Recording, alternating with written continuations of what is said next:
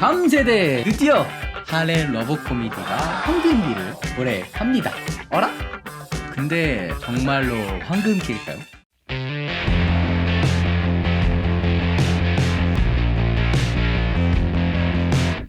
사실상 1990년대는 러브 코미디가 서브컬처라는 문화에 영향력을 끼치고 산업에서 가장 주목받는 메타로서 자리를 잡았고, 그리고 다양한 파생 대세 장르에 영향을 끼쳐요. 그래서 개인적으로 저는 1990년대가 러브 코미디라는 장르가 전성기였다라고 저는 정의를 하고요. 그 전성기를 기틀로 해서 그 인기 덕분에 수많은 러브 코미디 작품들이 양산이 됩니다. 그래서 2000년대가 너무 커져서 분위기는 식어가지만 작품은 굉장히 많이 양산되는, 그 공급과 수요의 불균형이 일어나기 시작한 때가 바로 이 2000년대라고 할 수 있는데, 저는 2000년대는 조금 나눠서 구분을 좀 해보도록 하겠습니다. 첫 번째, 제일 유명한 작품이죠. 소년 점프의 하렘 러브 코미디. 사실상 러브 히나 다음에 포스트 하렘 러브 코미디를 정립한 작품 딸기 100%. 네, 사실상 또 딸기 100%가 2000년대 초반기에 러브 코미디로서 가장 탑 인기를 잘 차지하고 있었고요. 실제로 소년 점프에서 이 작품이 러브 코미디로서 큰 인기를 끌면서 동시대 다른 러브 코미디를 다 이게 짓눌러 버립니다. 제가 이 작품에서 가장 큰 이의라고 생각할 수 있는 건 하렘 러브 코미디에서 히로인 쟁탈전이라는 개념, 히로인 쟁탈전이라는 것 자체를 사실상 발생시킨 작품이라고 생각을 합니다. 그 이전까지는 하렘이라는 작품이 존재하긴 했지만 솔직히 여기서 누가 주인공이랑 될까라는 건 어느 정도 불문율 같이 정해져 있었습니다. 마치 파워레인저에서 빨간 옷 입은 애가 주인공이다 같은 그 정실 개념이라는 게 존재했어요. 러브 히나? 아무리 시노부가 좋고 마코토의 그 검도녀가 너무 훌륭해도, 하지만 결국엔 나루세가 나루, 오나이 여신님 스쿨드도 좋고 울드도 좋지만 당연히 처음에 등장했었던 베르단디가 주인공이랑 잘 되겠지, 이런 게 사실상 존재했었단 말이죠. 근데 딸기 100%에서는 그 공식이 깨져요. 처음으로 주인공을 만난 남자 주인공과 연결이 되지 않는다. 스키나노? 이 장면을 만들면서 하렘 러브 코미디에서 연결되는 히로인은 누가 될지 알 수 없다 라는 예외 사례를 만들었던 소년 점프 만화에서 이 이후부터 러브 코미디에서 수많은 히로인이 등장하고 수많은 히로인에 대한 팬덤이 존재하고, 그 팬덤들끼리 이 캐릭터가 더 이쁘네, 이 캐릭터가 더 훌륭하네, 이 캐릭터가 좋네, 이 캐릭터가 주인공이랑 연결이 돼야 되네 하면서 이제 몰입을 하면서 보는, 마치 약간 아이돌물에서 그 아이돌을 응원하는 마음으로 작품을 보기 시작하는 문화가 형성됐다. 자, 여기서 그 푸니피님이 이제 자연스럽게 러브 코미디 그 다른 작품들을 슬슬 얘기하는데, 방금 얘기했죠? 딸기 100%에 의해서 소년 점프의 수많은 러브 코미디 작품들이 짓눌려 버렸다. 2002년부터 2003년까지 6권으로 완성된 TS물 명작 프리티페이스라고 푸니피님이 얘기해주시는 이 작품이 소년 점프에서 연재했지만 조기 완결 당합니다. 저도 굉장히 좋아합니다. 지금 제가 캡을 켜서 제가 지금 가지고 있는 그 6권 박스판 보여드리고 싶은데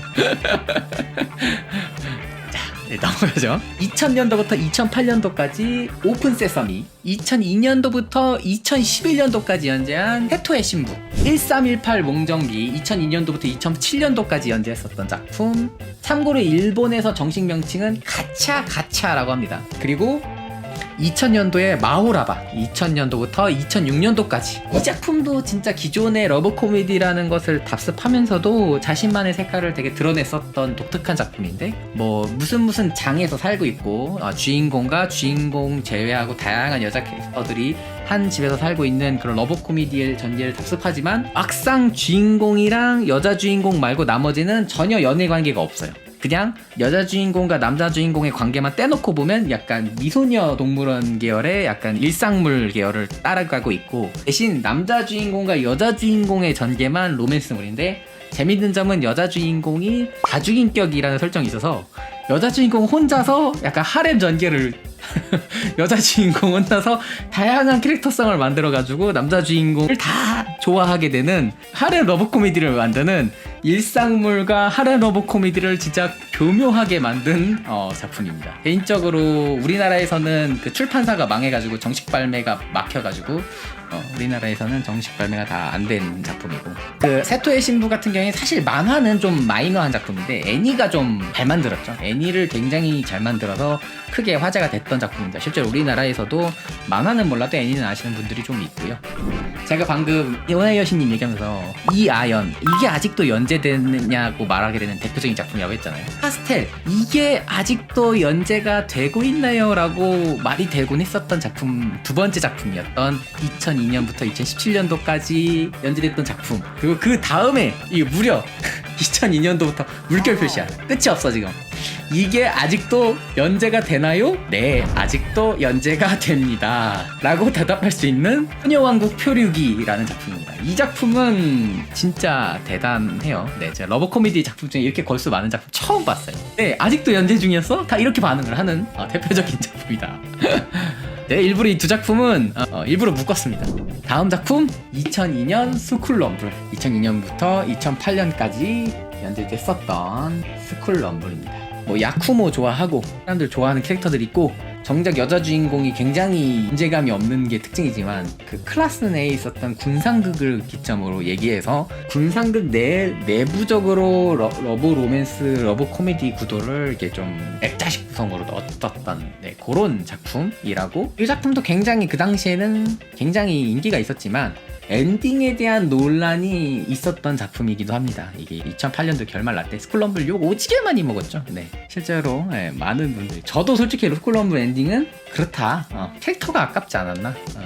다음 작품 방금 얘기했었던 러브메이트, 일본어로는 스즈카라는 제품, 그리고 로자리오와 뱀파이어, 전부 다 2004년도부터 2007년도까지 연재됐다라는 공통점이 있습니다. 참고로 러브메이트 작가 같은 경우는 이후에 내가 있는 마을이라는 작품 2008년도에서 2014년도까지, 그리고 후카라는 작품으로 2014년도부터 2018년도까지 연재를 하면서 소년 매거진에서 막장 드라마성 러브 코미디라는 그 하나의 기틀로 장기 거점하고 있는 안방마님 같은 작가입니다. 이거 로자리오와의 뱀파이어는 사실 2004년도부터 2007년도까지 연재를 했다고는 하지만 그 만화 보신 분들은 아실 거예요. 로자리오와의 뱀파이어 다음에 2부 같은, 마치 투러버 트러블과 투러버 트러블 다크니스 같은 그 후속작이 있습니다. 그 잡지 연재가 바뀌고 뭐 어른의 사정으로. 네, 그래서 약간 그 당시 오컬트 판타지 요소를 넣은 하렘 러브 코미디로서 꽤 인기가 있었던 작품이었다. 종이 울렸으니까 10분은 좀 그렇고, 자 12시 내일 봅시다 여러분. 안녕하세요 여러분, 오늘 처음 뵙겠습니다. 네, 반갑습니다. 다시 한번, 자 강의 다시 시작하겠습니다. 자, 수업에 집중하시고. 그래서 로자리오와의 뱀파이어 러브메이트가 나왔다. 그리고 2004년도에 스모모모모모모. 참고로 이제 미도리의 나날 쓴 이 이노우에 카즈로 씨는 이 뒤에 아이코라라는 작품까지도 연재를 하면서 알만한 사람들은 아는 그 약간 패티시즘이라는 걸 소재로 활용해서 만들었던 작품입니다. 그러니까 이렇게 러브 코미디 작품들이 되게 이 시대 때 정말 많은 작품들이 있었습니다. 그러면 자, 왜 하렘이 인기가 있나요? 왜 하렘인가? 이 질문을 해봐야 될 때가 왔습니다. 왜 하렘이 그렇게 많이 쏟아졌나? 간단히 한마디로 말해서 돈이죠. 심플하게, 사실 뭐 여러분들이 얘기하신 맞는 얘기예요. 결국에는 돈이 된다, 캐릭터가 팔린다. 러브 코미디라는 장르가 유행을 하고 사람들이 작품은 끝났어, 근데 갑자기 그 작품에 등장하는 특정한 캐릭터의 굿즈를 사고 싶어 해야 하는 수요가 있어. 그래가지고 작품을 재밌게 본 사람들이 다시 그 이상의 무언가에 돈을 쓰기 시작해요. 그런데 중요한 건 이게 삼각관계다. 아니면 남자 주인공과 여자 주인공의 이야기면 그냥 여자 캐릭터 하나만 굿즈가 나오고, 사람들이 그냥 이 작품을 좋아하는 사람 중에 이 역캐를 좋아하는 사람만 그 굿즈를 사게 되는데, 여성 히로인 캐릭터들이 굉장히 많아지기 시작하면서, 아니 내가 이 작품을 좋아하는 사람들 중에 이 중에 하나는 또 더 맹렬하게 좋아할 만한 캐릭터들이 하나씩은 생기는 거예요. 그렇기 때문에 수많은 캐릭터들을 굿즈도 팔고 뭐도 팔고 제작위원회 시스템이라는 것도 하나 되고 이러면서 캐릭터 사업이 되기 시작했다. 특히 이 당시가 이제 소위 말하는 일본의 국분 경제가 깨지면서 이제 뭐 1월머리 10년 20년 하기 시작하는 시대라서 자본의 흐름이 경색화되기 시작하는데, 아니 이 판에 갑자기 이쪽에 야 가성비가 엄청 좋대, 투자 대비 수익률이 좋아, 이러면서 이제 자금이 이쪽으로 들어오기 시작하면서 돈이 되면서 들어가는 겁니다. 두 번째, 전설이죠. 러브 코미디는 아닌데 이거는 뭐 러브 코미디 모르시는 분들도 다 안다. K-ON의 일기 TV 애니메이션에서 등장하는 아주 유명한 작품 시점의 장면입니다. 이걸 왜 제가 들고 왔냐? 2000년대 들어서면서 이 모해 그리고 캐릭터 붐이라는 것이 대규모 유행일 때입니다. 솔직히 요즘 덕후분들한테 야 모해라는 단어 너 뭔지 아니? 하면 모해가 뭐예요? 라고 할 거예요. 솔직히 말해서 지금은 거의 죽은 사어 사전에 가야지만 나올 법한 단어가 됐는데 이 당시에 이 모해라는 게 새롭게 사회적 단어화 되면서 트렌드 언어로서 소비가 되던 시기가 있었거든요. 이 당시에 제가 아까 미소녀 연애 시뮬레이션 게임도 얘기했잖아요. 그 미소녀 연애 시뮬레이션 게임도 그렇고 이런 식으로 그 여성 캐릭터들의 매력 요소라는 걸 모해, 뭐 츤데레 아니면 여동생 캐릭터, 누님 캐릭터 뭐 이런 식으로 그 기호화를 하기 시작합니다. 근데 이렇게 기호화를 하면은 뭐가 있냐? 그 예전의 작품들은 그 작품을 이해하기 위해서 그 과정을 만들고 남자와 여자가 썸을 타는 과정을 통해서 아, 이 여성 캐릭터는 어떤 성격에 어떤 매력이 있는 캐릭터구나. 아, 이 남자는 어떤 설정에 어떤 매력이 있는 캐릭터구나라는 걸 우리가 스토리를 따라가면서 익혀야 되는 과정이 필요해요. 그 몰입을 하기 위해서 캐릭터들이 이해하는 데 있어서 시간이 필요했는데 이 기호화된 요소들, 츤데레니, 모해, 클리셰들을 활용하면서 소위 말하는 바둑으로 따지면 정석, 기보, 쉽게 말해서 A라는 걸 딱 누르는 순간 사람들한테 바로 이게 딱 입력이 되는 거야. 아, 얘는 금발의 트윈테일이야. 심지어 어려. 아, 얘는 츤데레겠구나. 그리고 얘는 자신의 미숙함을 드러내고 싶어 하지 않고 뭐 화를 내겠구나. 막 이런 막 상상의 나래가 펼쳐지는 거예요. 이게 기호. 예를 들면 주인공이 아침에 일어나. 근데 아침에 일어났는데 갑자기 눈앞에 여자애가 존재해. 아, 얘는 소꿉친구의 내 집 옆에 사는 애겠구나. 얘는 주인공과 항상 같이 다니면서 친구 이상 연인 미만의 관계를 유지할 거야. 근데 요즘 소꿉친구가 대세가 아니니까 분명 약간 뭐라 뭐 젠젠 되겠지? 이런 식으로 사람들이 작품을 아직 충분히 보지 않았음에도 한 번에 이 작품의 캐릭터나 이 작품의 성격을 바로바로 이제 받아들일 수 있게 하는, 무슨 얘기인지 알겠죠? 여러분들이 작품을 딱 보자마자 아, 이 작품은 지금 무슨 맛이구나. 여러분들이 클리셰라든가 이런 모해, 기호 요소들을 많이 학습하면 학습할수록 여러분들은 빠르게 그 컨텐츠를 다이브할 수 있게 되는 겁니다. 그리고 그렇게 만들어지기 시작하면서 하렘 컨텐츠가 예전에는 등장인물 1명, 2명 나와가지고 얘네들에 대해서 설명하고 매력하고 주인공이랑 갈등시키는데 시간이 많이 걸렸지만 이제는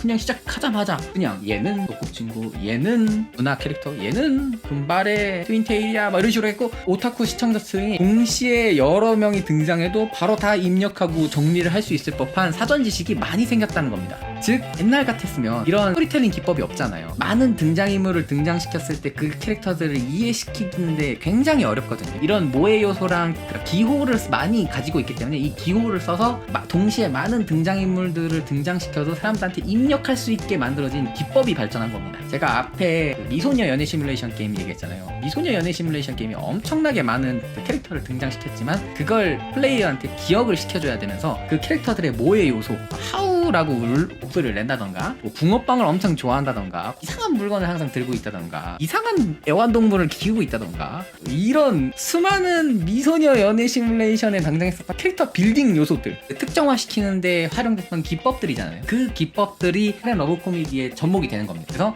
보기만 해도 뭔가 느낌적인 느낌, 여러분들이 지금 알아들을 수 있는 그것들이 입력이 되는 거죠. 이런 기법들이 발전을 했기 때문에 옛날에 한 작품에 등장인물이 적게 등장하던 시대랑 다르게 많이 등장시켜도 괜찮아졌다. 이게 두 번째 이유. 그리고 세 번째, 제가 아까 얘기했잖아요. 기본적으로 작품이라는 건 대체제라는 게 있습니다. 돼지고기 값이 오르면 닭고기가 많이 팔리는 것처럼 장르에도 이제 대체제라는 게 있는데 미소녀 러브 코미디는 이제 미소녀 게임이나 라이트 노벨이라는 대체제랑 타협을 잘 봤어요. 아직 그 당시에는 라이트 노벨 같은 경우에는 초창기에 러브 코미디가 아직 유행하기 전이었고 심지어 미소녀 게임 같은 경우에도 약간 그 러브 코미디와 적절한 타협을 이루면서 상호 발전을 이뤘다. 그래서 사실상 2000년대에 쏟아지는 러브 코미디물들이 굉장히 많이 나왔어요. 하지만 동시에 굉장히 흥행하는 작품도 이젠 잘 나오지 않게 됩니다. 사실상 딸기 100% 이후로는 크게 흥행하는 작품들이 나오지 않아요. 판매 부수로. 그러면서 이 시대 때부터 사람들이 은연중에 러브 코미디는 고정층은 있지만 생각보다 많이 팔리지는 않는구나 라는 장르라는 인식이 이때 생깁니다.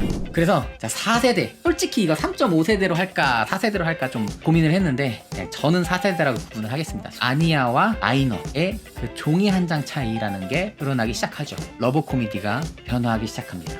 2004년부터 2017년도까지 연재된 하야테처럼이라는 작품이 있습니다. 이 작품은 그 당시에 러브코미디 팬들한테도 큰 인기를 끌었던 작품인데, 뭐랄까 하렘 러브코미디로서의 공식에도 출중하지만 군상극으로서 다수의 캐릭터가 등장하기도 하고, 무엇보다 개그적인 센스, 이제 하타 켄지로라는 작가가 자신의 스승인 쿠메타 코지의 영향을 받아서 굉장히 개그와 패러디의 힘을 많이 쏟았어요. 패러디 요소가 굉장히 많이 들어갑니다. 그래서 하야테처럼은 평가가 재밌는 게 그 소위 말하는 좀 오덕 계층이랑 라이트하게 덕질하는 계층의 평가가 좀 갈리는 작품 중에 하나예요. 실제로도 제 친형 같은 경우에는 이제 이 작품을 보고 뭐라고 말을 했냐면, 하야테처럼 그거 그냥 여자 캐릭터 많이 등장해서 많이 보는 거 아니야? 라고 평가를 해요. 그것도 맞는 말이에요. 근데 저는 사실 이 작품을 좋아했었던 당시의 이유 중에 하나는 이 작품이 굉장히 그 알만한 사람들만 알아들 법한 그 패러디를 엄청나게 많이 넣고 말장난도 엄청 많이 넣고, 저는 그게 재밌었어요. 좀 소위 말하는 하드코어 덕후층과 라이트 덕후층을 동시에 만족시키려는 고민이 시도가 되었다. 이게 뭐 일단 하야테처럼 1스택 쌓았습니다.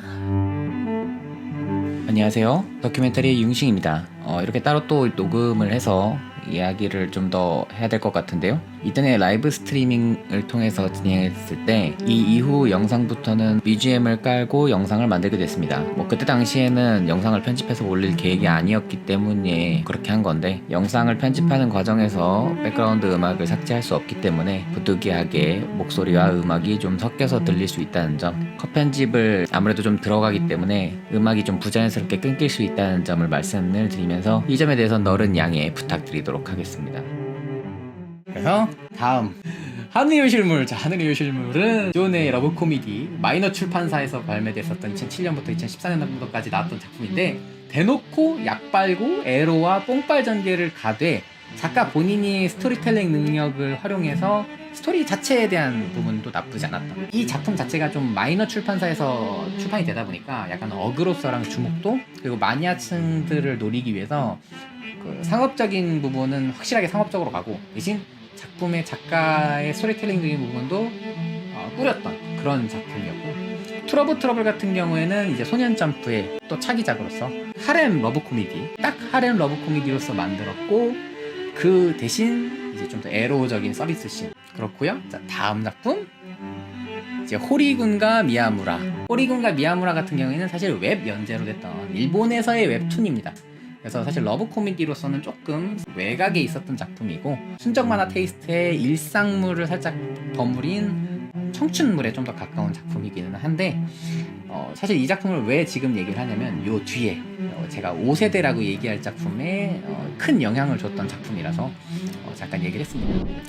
자, 그리고 10만이 하는 세계, 2008년도부터 2014년도까지 이 작품은 10만이 하는 세계, 러가 자체가 히키코모리 생활을 하면서 수많은 미소녀 게임을 섭렵했었던 자신의 경험을 토대로 러브 코미디의 미소녀 게임이라는 소재를 활용해서 러브 코미디라는 장르 자체를 비틀었던 작품입니다. 주인공이 어떻게 다양한 여자와 썸을 타고 러브 로맨스를 전개하는데도 어떻게 스토리에서 합리화를 시킬 수 있을 것인가, 그 하렘 러브 코미디가 가지고 있었던 본질적인 딜레마를 그 미소녀 게임의 요소를 차용해가지고 스토리적으로 녹여냈던 작품이었고요. 다만 엔딩이 여러가지 말이 좀 많았던 작품입니다. 이 작품은 소위 말하는 히로인 쟁탈전에서 가장 안 좋은 결과를 초래할 수밖에 없는, 그러니까 쉽게 말해서 작가의 스토리텔링적으로는 나도 이해하지만 상업적으로서는 가장 논란이 생길 수밖에 없는 선택지를 선택했다, 그런 작품이었습니다.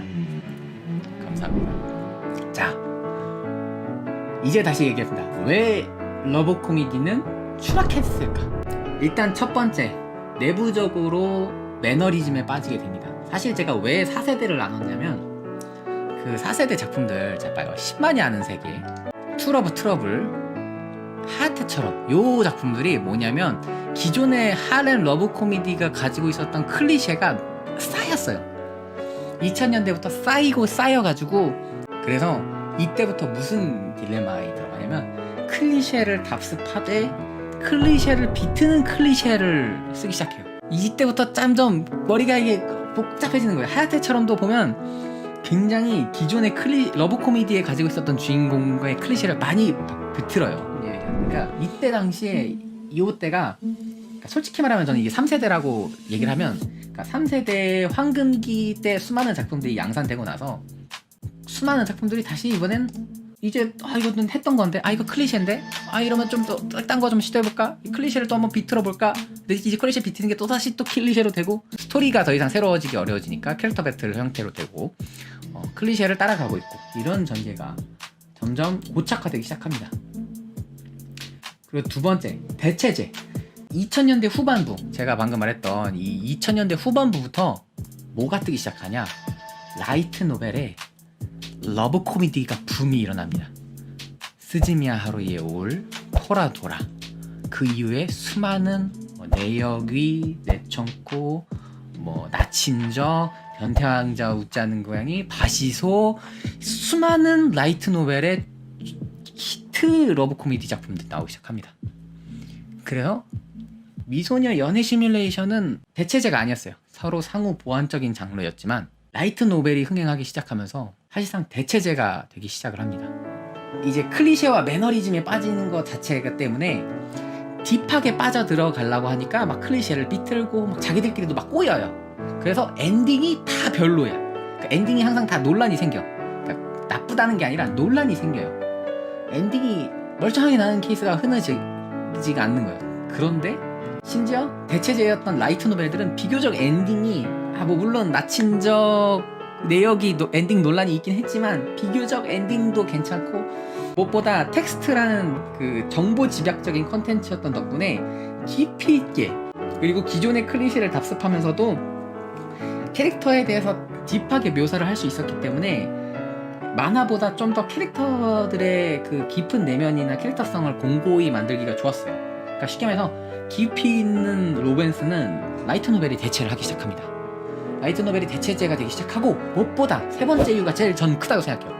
러브 코미디 요소가 대중화되기 시작합니다. 하렘 러브 코미디가 발전할 수 있었던 이유는 그 클리셰나 모해 요소들이 기술적으로 발전해서 한 작품에 다수의 캐릭터가 등장해도 보는 사람들이 다 알아들을 수 있게 돼버렸단 말이에요. 근데 반대로 이 러브 코미디가 그런 기술을 많이 발전시키니까 갑자기 저 판타지 장르에서 저 하렘 요소 기술들 우리도 가지고 오자. 수많은 여성 캐릭터들이 남자 주인공을 좋아하네? 갑자기 어디서 그 생각이 나는 것 같다. 소드 아트 온라인. 갑자기 요정들이 와가지고 남자 주인공한테 좋다고 하는 것 같다. 데이터 라이브. 이유는 모르겠는데 여자들만 탈 수 있는 로봇을 갑자기 스트레스 좋아하는 남자가 한 명이 생겨가지고 수많은 여자들이 남자 주인공을 좋다고 한다. 인피니트 스트라토스. 그러니까 더 이상 러브 코미디가 아닌 작품에서도 수많은 하렘 요소들이 다 등장하기 시작하는 거예요. 사실상 굳이 러브 코미디 안 봐도 수많은 여자가 달려들어서 남자 좋다고 하는 그 하렘 러브 코미디가 줄 수 있는 가장 원초적인 즐거움, 가장 피상적인 즐거움은 굳이 러브 코미디를 안 봐도 재밌게 볼 수가 있게 되는 거죠. 그래서 결과적으로 러브 코미디가 줄 수 있는 재미에 그 깊이 있는 재미는 라이트 노벨이 대체를 해버리고, 그 겉에 그 소위 말하는 그 달콤한 겉면의 재미는 굳이 러브 코미디를 안 보고 다른 장르를 봐도 다 맛볼 수 있는 재미가 돼버리면서 하렘 러브 코미디가 매력도를 잃어버려요. 그 과정에서 엔딩은 또 심지어 논란이 생겨. 이러니까 굳이 이제 이 작품 자체가 추락을 할 수밖에 없는 상황에 놓이게 됩니다. 이렇게 러브 코미디의 장르적 문법이 타 장르에 다 흡수되기 시작하면서 러브 코미디라는 입지 자체가 줄어들게 됩니다.